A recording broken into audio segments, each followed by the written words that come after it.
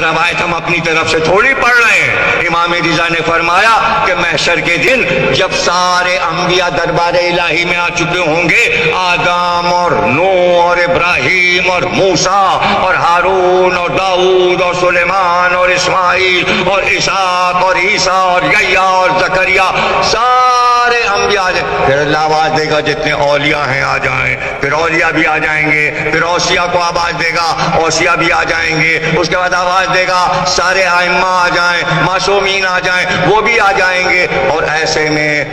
پکار ہوگی، سب آ چکے دربار الہی میں اور ایک نور چھایا ہوا ہے۔ ایسے میں امام فرماتے ہیں کہ اس مجمع میں جہاں سب معصوم ہوں گے اور کوئی غیر معصوم نہیں ہوگا، سامنے سے ایک سفید گھوڑے پر ایک سوار سفید لباس میں، سفید لباس، نورانی چہرہ، اپنے گھوڑے کو بادل کی طرح لے کر آئے گا۔ سب مڑ کر دیکھیں گے، آدم نوح سے پوچھیں گے، ابراہیم موسیٰ سے، یہ کون سا نبی ہے، یہ کون سا نبی ہے، یہ تو نبی معلوم ہوتا تو منادی ندا دے گا، یہ عباس علمدار،